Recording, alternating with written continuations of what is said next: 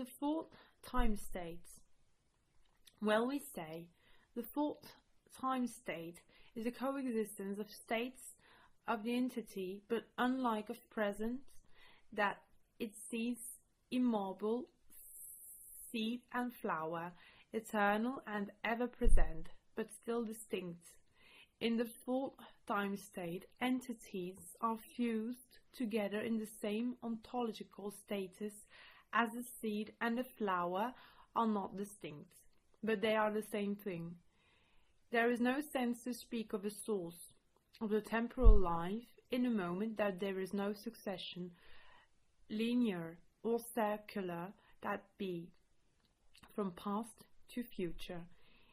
It has long been talked of temporal simultaneity. Well, here we are dealing with a spatial simultaneity. The problem of origin, it is a problem grammatically badly expressed. We will say instead that in the fourth time state, the cell, decay, and its death are not distinct in their identity from the birth of a newly formed cell. It is to imagine a state of being cohesion that it does not coincide with a static present in which the forms are seen in the stagnation of limbo, but which are still distinct. From these cohesions descend an ontological dissolution, as we want to call it, in which the entity appeared to us differentiated by virtue of a triad that is not in their being but in the forms of the matrix extended thinking.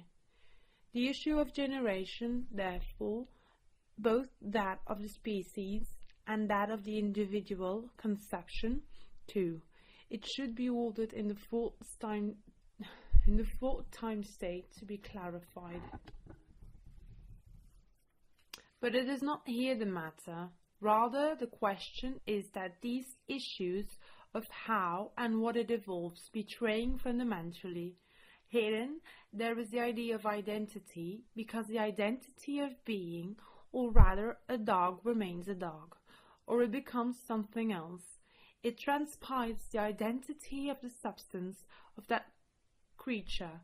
Here it is first shown a causal connection between one creature and another, or between one generation and another, or between one species and another, and then to a much wider mental category, which is that of the substance, of the identity of the individual substance. This is the real problem. The real question is, what is a lizard? Therefore, if we cannot answer this question, we cannot even say what kind of species. The mind, by virtue of categories universal thought, it cannot accept life, will arise suddenly at any moment, because in this thought there is a conflict with a consequentiality concausa, that it gradually, for a chain of causes and effects, it leads to a series of processes which guarantee the idea of continuity of the substance. Basically, it is this: to see